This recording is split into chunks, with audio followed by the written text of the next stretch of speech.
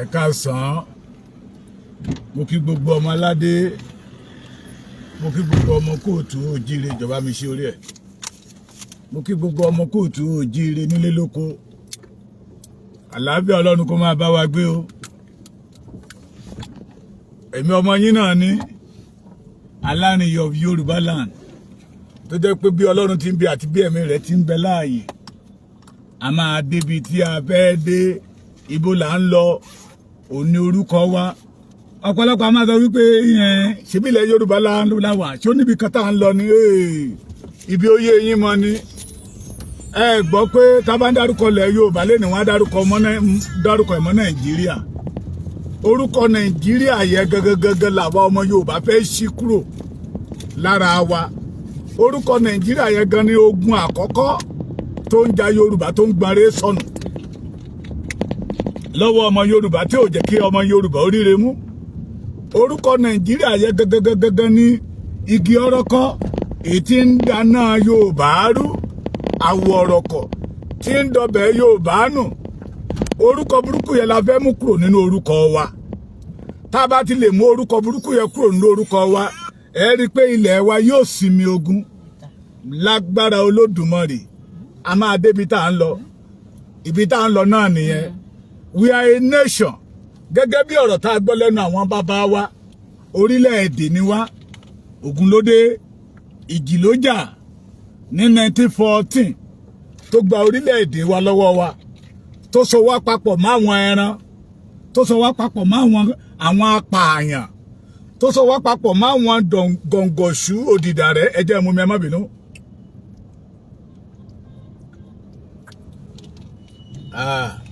Ìyá mi kan ní kí n máa mú mi dáadáa, bàbá Èkìtì. Mi mọ̀ pé mo lè dẹ́lẹ́jọ́ báyìí o. Àṣeyè la máa ṣe. Ìyá mi Ajíbọ́lá Arówó Lajú àmọ́ mi yóò dáa fún yín, ojú òní ti ìyá pínú yàmà. Mo ṣe ń bọ̀ lọ́dọ̀ yín wá gba nǹkan ọdún mi láṣẹ Olódùmarè. A máa rí yín bá àwọn ìyá dáadáa nìyẹn, àwọn abiyamọ tòótọ́. Kì í ṣe ní tán fẹ́ jẹ náà ń wá kiri. Ohun táwọn ṣe à ń fẹ́ náà ni pé kí àlàáfíà àti ìfọ̀kànbalẹ̀ kó dé bá ilẹ̀ Yorùbá. Yes, ẹ má bínú pé mi ò tí ì kí yín. Mo kí yín lórúkọ bàbá mi Professor Banji Akíntóyè. Ó dà ní pé máa pa fóònù yẹn. Lórúkọ bàbá mi Professor Banji Akíntóyè. Ẹ má bínú, mò ń wò ó kí n tó délé bí ọ̀rọ̀ yẹn ṣe ń já mi jẹ bí mo ṣe rí. Ìrìn àjò láwàyé o, kò rí kó gbé wa délé, a máa délé, àwa la máa rẹ́yìn àwọn ọ̀tá wa. Mo rí ni mo fi kí yín lórúkọ bàbá Professor Banji Akíntóyè, àrólé Awólọ́wọ̀, bàbá dáadáa tó ṣe bí yangàn láwùjọ àwọn bàbá. Mo fi orúkọ bàbá yẹn kí yín l'Amẹ́ríkà, ní London, ní Canada, ní Europe, ní Asia country, ní Africa country, níbi gbogbo tí Nàìjíríà bá fi ọmọ Yorùbá sọ̀kò sí. Níbi gbogbo tí Nàìjíríà lé ọmọ Yorùbá sí, àtàwọn tá wà lé, tá a mọ ohun tó tọ́, tá a ṣe ohun tó tọ́, àtàwọn tá wà lé, tá a ń ṣe yán bí ọkà. Mo forúkọ bàbá Akíntóyè kí yín, ó máa tó yé wa, ó dẹ̀ ti ń yé wa. Mo forúkọ Májàsọ́lá òòṣà irúnmọlẹ̀, orúkọ kan tí Ọlọ́run fún ìran Yorùbá, ọmọ kan tí Ọlọ́run fún ìran Yorùbá, wípé tí Fúlàní bá gbọ́ orúkọ yẹ tàbí tí wọ́n bá gbọ́ òun ọmọdé yẹ mọ́, wọn á bẹ́ wọgbó. Ó ṣẹlẹ̀ lójú mi, mo rí dáadáa nígbà tá à ń ti Ìgbòho lọ sí Ìbàdàn. Àárín igbó láti park tó lóye rí wọn ní ẹ park. Mo ṣe rí wọn bá ṣe park báyìí, àwọn náà dúró, wọ́n fẹ́ jà. Nígbà tó rí pé Jagunlabi Àjànàkú kọjá, mo rí nǹkan fèrè. Tá a bá rẹ́rìn ká láàrẹ́rìn, ọmọ Adéyẹmọ kò ṣe é tàláyà. Wàláì tàláì súnmọ́bí láì ńlá sí ìlà wà. Èmi náà máa kéwúsẹ̀, èmi náà máa dálé kéwúlẹ̀. Àwọn Fúlàní yẹn yàwó gbọ́ ni. Àwọn bọ́ọ̀sì fẹ́ máa lé wọn lọ Ìgbòho ní ẹ̀yìn fi wọ́n lẹ̀. Ọjọ́ ń bọ̀ lolúwa wí. Mo forúkọ Májàsọ́lá kí yín. Àánú ọ̀fọ̀ nínú ayé gbogbo wa. A ó débi tá a fẹ́ lọ láṣẹ Olódùmarè. Orúkọ yẹ adániwáyé máa parẹ́ nínú ayé Yorùbá. mo mà rí mú sọnù. 35. Mo rí kíní báwo lẹ́yìn yóò bá yẹ pé ojú sọnù mo rí mú he o. Gẹ̀ẹ́ Ṣèyí Mákindé pariwo síta. Mo kí gbogbo yín ìyá mi Eunice Adélẹ́yẹ abiyamọ tòótọ́. Àwọn èjìká tí ò jẹ́ kí aṣọ ó jábọ́ lọ́rùn mi. Bí ẹ ti ń dúró tì mí adániwáyé máa dúró tì yín. Bí ẹ ti ń dúró tì mí adániwáyé máa dúró tì yín. Bí ẹ ti jẹ́ kí òǹgbẹ ó gbẹ mí òǹgbẹ ò ní gbẹ yín. Ọlọ́run yóò máa bá mi sí ìrìn ọ̀run yóò máa ṣẹ̀ sínú ayé yín. Màámi Eunice Adélẹ́yẹ Pastor Eunice Adélẹ́yẹ àmì ìfòróró yín ò ní gbẹ o. Ẹ ṣé. Ṣèyí Mákindé pariwo oní Boko Haram àwọn bandits àwọn terrorists wọ́n máa ti dé Ọ̀yọ́ ó lóun rí wọn o ẹ gbà wọn o wọ́n ló tiẹ̀ sọ wípé Sunday Igboho kí Sunday Igboho gbà wo olùwọ́fíṣẹ́ program lánàá Sunday Igboho tẹ ló ń da ìlú rú Sunday Igboho tẹ ní jàǹdùkú ni Sunday Igboho tẹ ní illiteracy ni kò ní dá fún Rúbẹ́lì Àbàtì kò ní dá fún ẹni bá ẹ bá mi kọ́ọ̀tì àríyẹ kẹ́ bá mi jù sí pé ọmọ kan wà lẹ́kìtì ó sọ pé Rúbẹ́lì Àbàtì kò ní dá fún ẹ you are not a real Yorùbá ẹ̀yin ọmọ àlè kéde yìí ẹ̀yin ọmọ àlè tí ìbínú Ọlọ́run máa rọ̀ bí òjò lé yín lórí Sunday Igboho is illiteracy ni wọ́n dẹ̀ pa Yorùbá bí ẹni pẹran ní ilẹ̀ bàbá wọn ò rí kankan ṣe sí. Ẹ má gbàgbé ẹ̀yin bàbá mi àtẹ̀yin ìyá mi ẹ̀yin ojúlówó ọmọ Yorùbá ẹ má gbàgbé o bí Gani Adams ṣe pariwo síta níjọ́ àná náà nìyẹn pé òun rí wọn o wọ́n kó ọ̀kadà wọlé ní gbogbo òkè ògùn Ìbàràpá wèrè orí kankan ṣe àwọn ọmọ àlè àfẹnújáwáyà àwọn ọmọ àlè kàn máa wá gbọ́dọ̀ funfun káàkiri ní. Ókè ìgbà tí Ṣèyí Mákindé tó dá Àmọ̀tẹ́kùn lẹ̀ wọ́n fi Gani Adams wọ́n fi jẹ ambassador Àmọ̀tẹ́kùn. He was a leader Oòduà People Congress tí gbogbo wa mọ̀ sí OPC and the purpose to fi dá OPC lẹ̀ is to secure the Yorùbá land, to fight for the Yorùbá land. Ẹgbọ́n kí ni Gani Adams ti ṣe ambassador ẹlẹ́nu alájọ funfun ambassador festival. Now lánàá Gani Adams wá sọ̀rọ̀ síta lára àwọn tó ń tẹ̀lé ló sẹ́ndì ẹ̀ sí mi ò ní mẹ́ṣẹ́ orúkọ lára àwọn ìyá tó ń tẹ̀lé ló sẹ́ndì ẹ̀ sí mi pé Gani Adams ní pé ọ̀ǹtì tí Nàìjíríà bá padà sí region ẹ̀ rí pé orí ẹ̀ ti kú ẹ̀ rí pé ọmọ àlè ní ṣé region ló lè solve problem tá a wà lẹ́nu ẹ̀. What is the meaning of regional government? Ẹ̀yin ọmọ Yorùbá gbogbo àwọn tó pariwo regional ẹ máa lẹ̀ wọ́n lóko ẹ máa kẹ́gbẹ̀ tí wọ́n ẹ máa fọwọ́ lálẹ̀ ẹ máa fọwọ́ gbá ilẹ̀ Yorùbá kẹ́ni kí ilẹ̀ Yorùbá kó bá wọn jà. Aláàfẹ́ bá wọn apààyàn ṣe aláàfẹ́ ní anything pẹ̀lú wọn. We did not have anything in common with Boko Haram, with terrorists. Àwọn kan wá sọ wípé regional government, the Nigeria must go back to the regional government.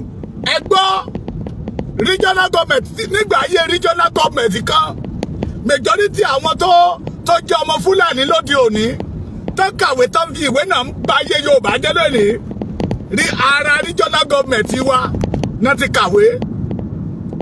Àwọn bàbá wa ò gba kọ́bọ̀ lọ́wọ́ wọn. They take part in free education. Owó free education wa ni àwọn bàbá wa fi bọ́ wọn. Àwọn bàbá wa ò gbowó lọ́wọ́ wọn. Àwọn bàbá wa ò gba nǹkan kan lọ́wọ́ wọn.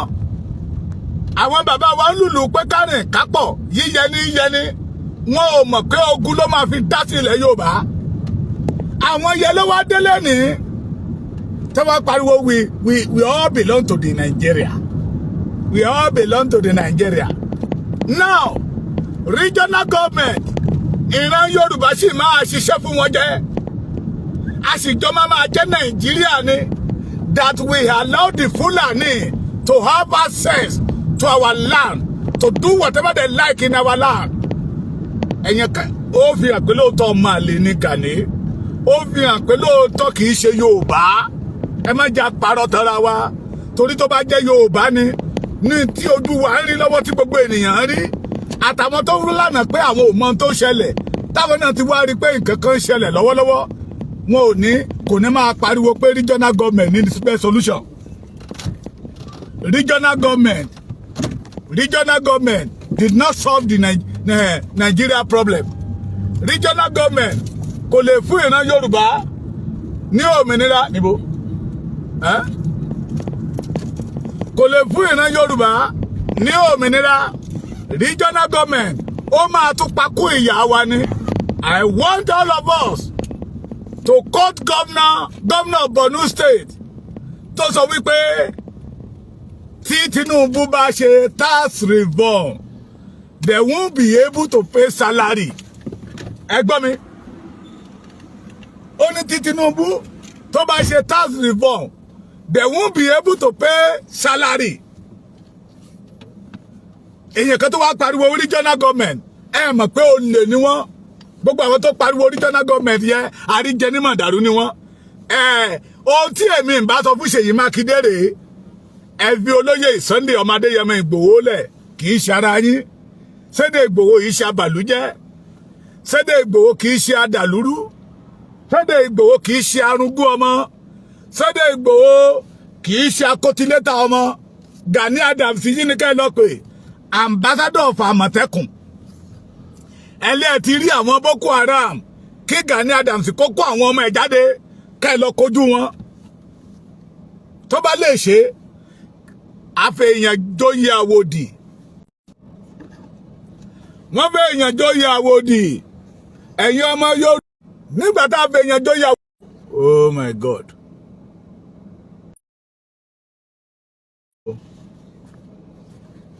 Ibi tá a ti ń rìn kiri náà ti jí fóònù wa kejì lọ eléyà má lè jẹ ni ẹja máa má lè jẹ ẹ gbà bẹ́ẹ̀ ẹ gbà bàbá Èkìtì bí bàbá Èkìtì bá ṣe rí. Abẹ́yànjó ìyàwó ni kò lè gbẹ́dì yẹ. What is the purpose of Àmọ̀tẹ́kùn? Tí Ṣèyí Mákindé tó dálẹ̀.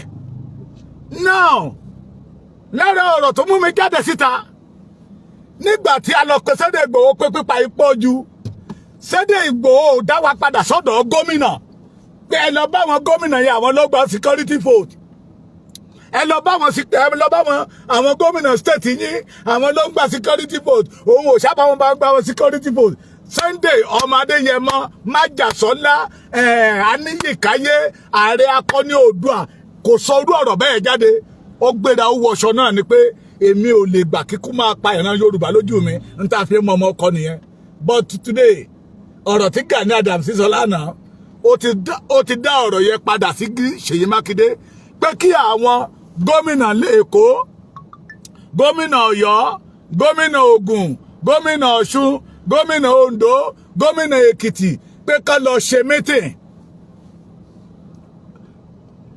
ṣe meeting adarí díà ní ká lọ mú 20 billion wá. And thank God mo jẹ́rìí wí Èkìtì ó Peter Gani Adams bá lé OPC lẹ́kìtì bí aná pé 50 wọ́n ti mọrú èèyàn tó jẹ́ ìfẹ̀nù yaná sọ́bẹ̀ ni kó ṣà máa wọṣọ funfun kó máa travel káàkiri nígbà tó yá níjọ́ wà náà ó ní Ààrẹ Ọ̀nà Kakanfò yìí ṣàdédé jáde ogun bẹ́yẹ ó ní Aláàfin Ọ̀yọ́ ló ní agbára láti ṣí ogun fún Ààrẹ Ọ̀nà Kakanfò. Now àti ní Aláàfin míì ó dẹ̀ yẹ nígbà tá àti ní Aláàfin míì that can ṣí ogun fún Ààrẹ Ọ̀nà Kakanfò ó dẹ̀ yẹ kí Ààrẹ Ọ̀nà Kakanfò lè dìde now pé no kíní ti dojú ẹ̀. Ohun tí Ṣèyí Mákindé ní òtítọ́ ni o their main business. Ó dẹ̀ lọ́wọ́ àwọn mufti Ìwó nú ó lọ́wọ́ Olúwo nú ó lọ́wọ́ ẹ̀nu that they are ready to deal with the Yorubas, that they are ready láti lè gba ilẹ̀ Yorùbá lọ́wọ́ wa kí ìran Yorùbá kó dẹni àná ṣùgbọ́n kò tún rárá kan lára Gani Adams torí ọmọ ìran kíran ni wọ́n ní tápà àwọn nìjẹ́ ni Nupe àwọn tó pè lọ́mọ tápà wọn àparọ́ o àwọn tó pè ní ọmọ tápà wọn àparọ́ torí ìwà àti ìṣe ẹ̀ ìwà tápà ni tó bá jẹ́ ọmọ ọkọ Yorùbá mo gbọ́ interview tọ́mọdé yẹn máa ṣe ọ̀rọ̀ yẹn ń jó lára ní ìjẹta nígbà tí mo dẹ̀ máa pé mo mọ tó sọ fún mi hello mi ì tí kúrò lé mo bọ̀ mo mọ tó sọ torí pé ó jẹ́ ọmọ ọkọ Yorùbá àwọn ọmọ àlè tó ń lùlù kówókówó fún ìran Yorùbá àwọn ọmọ àlè tí wọn ò fẹ́ kí ìran Yorùbá ó nísinmi àwọn ọmọ àlè tó dé pé bí ìran Yorùbá bí a ti ń rìn pẹ̀lú ìfura lórí ilẹ̀ bàbá wa láì ṣe olè láì ṣe ọ̀daràn ó dùn mọ́ wọn nú àwọn ọmọ àlè àríjẹnímàdàrú arúgbó ọmọ. What is the purpose of Àmọ̀tẹ́kùn? What is the purpose of ambassador of Àmọ̀tẹ́kùn? Ẹlẹ́mẹ̀ṣọ́ tí ò lè ṣọ́ adìyẹ tó sọ wípé ká lọ bá àwọn gómìnà wù nígbà tó mọ̀ ṣé àrà àwọn gómìnà yẹn lẹ̀ pé olè ni wọ́n ṣé àrà àwọn gómìnà yẹn lẹ̀ pé ajá Fúlàní ni wọ́n ṣé àrà àwọn gómìnà yẹn lẹ̀ pé alátẹnujẹ ni wọ́n ó fẹ́ yí Ṣèyí Mákindé lọ́wọ́ ni ó ti fi Ọ̀yọ́ state negotiate vice president ó fẹ́ yí lọ́wọ́ ni ló fi pariwo síta ó ti rí wípé géèmù yẹn yàtọ̀ sí géèmù state pé àwọn ẹrú ikú àwọn apààyàn àwọn abatẹnijẹ́ ni ló fi pariwo síta kí ló dé tí Gani Adams ò lè jáde síta why are we deceiving ourselves? Why we allow Gani Adams to destroy the Yoruba land? Ẹni tí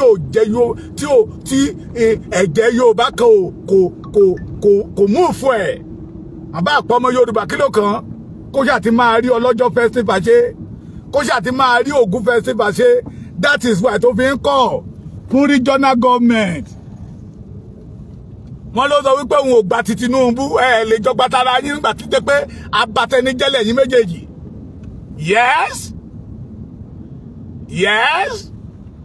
Ó ń wá contract lọ́dọ̀ Tinubu ò fún. Olóbi dídá wọn padà pé tó ń bá lórí pé orí ọ̀fẹ́ rèé. Ẹjọ́ ọmọ Yorùbá ẹjá wò báyìí o. Lẹ́nu ọjọ́ mẹ́ta yìí Gani máa lọ sí ọ̀dọ̀ àwọn Fúlàní ní Senegal. Ó máa lọ sọ́dọ̀ olórí wọn. Ṣé kìí ṣe òun ló ní ká máa bọ̀ ní ilẹ̀ Yorùbá again?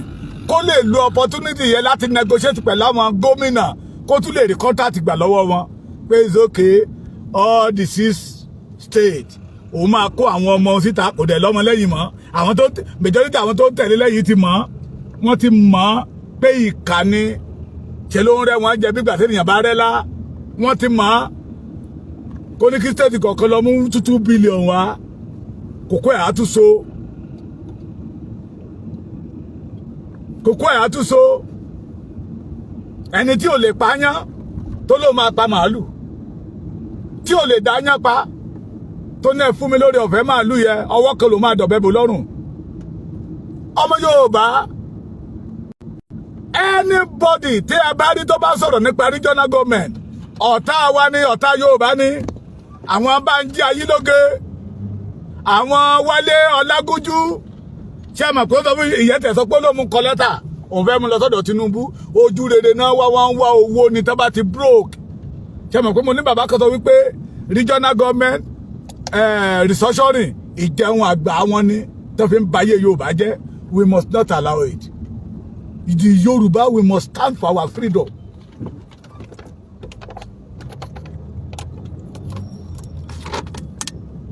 The only thing that we want is our freedom.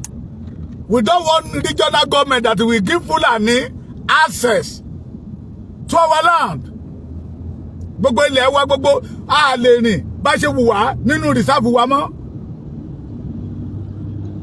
a lè ṣe bó ṣe wù wá nínú rìsáàfù wa mọ́ a lè rìn bó ṣe wù wá láàrin ìlú wa mọ́ nígbà táwa ṣe kékeré a rí màálù ní àárín ìgboro màálù tí ń rìn láàrin ìgboro you are now call for regional government ẹ̀yin ìkà ó lè ṣe rí bọ̀bọ̀ tó pè ní Gani Adams yẹ Yorùbá this time around we must deal with him this time around ó fẹ́ balẹ̀ Yorùbá jẹ́ ní mo ti sọ fún yín mo ní mo rí Aláàfin Ọ̀yọ́ lójú ìran mi bàbá yẹn ń kábàámọ̀ pé òun fi Gani Adams joyè ẹ mọ̀ pé imú ni ó ní ìkà kò jẹ́ ká gbóòórùn àṣebí who is Gani Adams what is the purpose of Gani Adams àwọn wèrè kan ló ti jà fún Yorùbá rí ó jà fún Yorùbá ṣebí Yorùbá ló pa ní mo ṣe ń gbà yẹn lọ́hùn ṣebí Yorùbá ló pa lẹ́kọ̀ọ́ ń gbà yẹn lọ́hùn ìgbà tó lọ sí Kwara State ṣebí àwọn Yorùbá ló lọ pa ń bẹ̀ ẹni tẹ́ ló ń jà yìí fún Yorùbá tí ń pa Yorùbá ẹgbẹ́ kì í ṣe pé ìjà ìlú ṣẹlẹ̀ Aláàfin gbìjà Aláàfin kò nínú ìgbèkùn Nàìjíríà ó kọ́kọ́ ní ká lọ mú 20 billion wá ó tó tún ṣe mítì kan nínú mítì yìí o àwọn bíi 1000 àwọn àgbààgbà ilẹ̀ Yorùbá ló wà ń bẹ̀ gbogbo wọn pátápátá náà sọ wípé freedom Yorùbá làwọn fẹ́ kò sí tó ń fẹ́ ṣe dùkọ́ ń support nígbà tó máa pẹ́ àárín ọ̀sẹ̀ bíi méjì wèrè tún yí òun padà pé kẹjẹ padà sí restructuring ó tún pariwo regional government now regional government another ìgbèkùn ni regional government will be somebody that to sign death warrant here Fúlàní lẹ́yìn ìgbà yìí tẹ́ ẹ bá sign tẹ́ ẹ bá gba regional government á wá fún Fúlàní ní orí ọ̀fẹ́ láti wá gbóná wọ́n wá gbóná ju eléyìí lọ wọ́n wá gbóná ju eléyìí lọ regional government tẹ́ ẹ bá sign regional government ò lé Fúlàní kò lónú ilẹ̀ wa regional government ò ní ká má jẹ emir tó fẹ́ jẹ káàkiri gbogbo ilẹ̀ Yorùbá regional government ò ní ká má da ṣèríà tó fẹ́ dálẹ̀ sí ilẹ̀ Yorùbá kò ní ká má dálẹ̀ regional government ò ní kí Fúlàní ó má dominate gbogbo àìfíàsí wa he will give them more power torí pé ẹ̀sìn máa lọ sókè lókè àwọn ló dẹ̀ tó máa pọ̀ jù níbi tẹ́tẹ́ máa take a decision àwọn tó pariwo regional government they should go and check the history kí náà fi ń dì pẹ̀lú Awólọ́wọ̀ ń gbà ẹ́ lọ́hùn federal power nígbà ayé regional tẹ́ ń pariwo yìí ẹ̀yin wèrè akúmọ́mọ́ ojú dídì ẹ̀yin ìka ènìyàn tí pamọ́rẹ́ balùwẹ̀ Yorùbá say no to regional government we want our freedom all the Yorùbás I pity those people call themselves mo ti gbàgbé mo ti kọjá ọ́fíìsì tí àwọn ọmọ OPC lẹ́kìtì mi báyìí wọ́n ti bẹ̀ pa láti bí oṣù bí mẹ́fà ni àwọn gan ti rí pé ẹni tó tẹ̀lé yìí kò ṣe kò dólúrè ṣe ni mo pàdé àwọn bọ́ọ̀sì kan lánàá wọ́n ní bàbá they are more than 30 wọ́n ní bàbá ṣe lè kó wa lọ sọ́dọ̀ olóyè Ìgbòho mo ní láti lọ ṣe kíni pé àwọn náà ti ṣetán fún òmìnira Yorùbá tẹ́ bá ti rí èmi ẹ ti rí Ìgbòho ẹ ti lè rí Ìgbòho bẹ́ẹ̀ ṣé ọ̀ràn yín wá ni wọ́n wá ní láíláí pé ẹni tìtì ń bá fẹ́ kó fi búra àwọn máa fi búra ẹ̀jájọ máa ṣe ibi tá a bá ti ń lọ ẹjẹ́ kájọ máa lọ nìkan nínú wọn pé ẹ̀yìn Gani Adams làwọn wà tẹ́lẹ̀ àwọn ti kúrò kò jù pé ká máa dá owó tó bá ti dá owó for a second Tuesday of every month òun náà máa kó lọ sẹ́kọ̀ọ́ Jagunlabi ń sanra àwọn ń rù bẹ́ẹ̀ mi ṣe wà níbẹ̀ tí n bá pé Ìgbòho pé bàbá mo ní di data alágbájá a ní bàbá Èkìtì ẹjọ́ ẹ bá mi sẹ́ẹ̀dì data sí bàbá Èkìtì that is what we call leader tó ń mú ẹ̀mí àwọn tó ń tẹ̀lé lẹ́yìn tó ń mú ní ọ̀kúnkúndùn leader tó ń gbọ̀n yànù ní ara ìran tó ti jáde mo tún ní bàbá kan náà lọ́wọ́ Patrick Akíọ́lá Amẹ́ríkà ló wà ó gba òmìnira Yorùbá yẹ bí ìgbà tẹ́nìyàn bá gba ikú àti ìyè ni. What are we saying? That is what we call the authentic ọmọ Yorùbá genuine one. Kì í ṣe àwọn tó pariwo regional torí pé àfọ̀ ara wọn Fúlàní ni náà fi sọ wípé a lè ṣe without Fúlàní kẹ́tùbọ̀ lè máa pa wá lọ. The Yorùbá we must say no to that. Anybody tó bá ti pariwo regional ẹ máa ké pè tí wọ́n.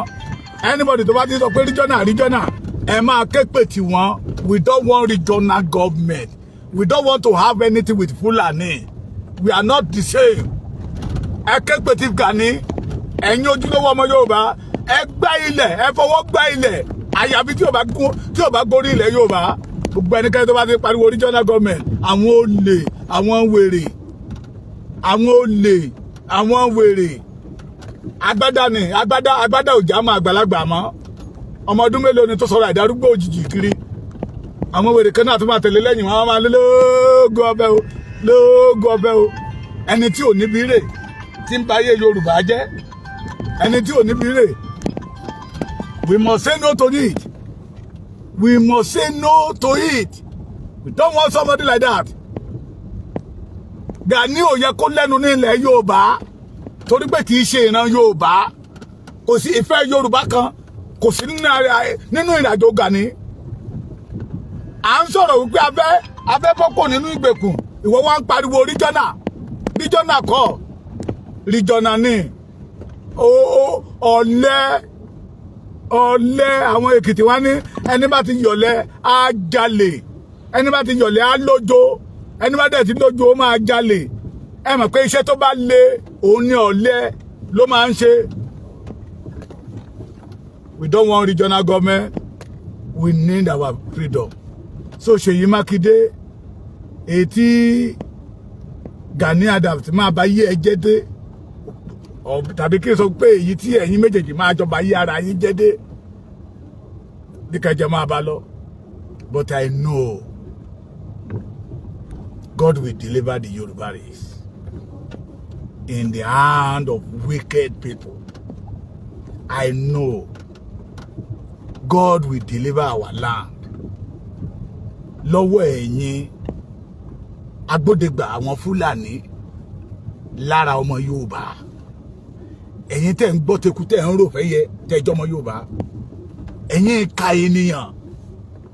Ẹ̀yin bí èèyàn bí Bánjí Ayílógé Wálé Ọlágójú Gani Adams Olúwo àti Mufti Ìwó. Gbogbo yín pátápátá ìbínú Ọlọ́run máa rọ̀ bí òjò lé yín lórí. Ṣé Mùsùlùmí ṣe ìdílé Yorùbá ni? Ṣé ẹ̀sìn ṣe ìdílé Yorùbá ni? Kan tó bí yín lẹ̀ sí ti délé Yorùbá. Ẹ wá fẹ́ bí fi ẹ̀sìn. Ẹ fẹ́ fi kó àwọn Fúlàní wọlé. Àrá máa sán pa yín. Ìbínú Ọlọ́run máa rọ̀ bí òjò lé yín lórí.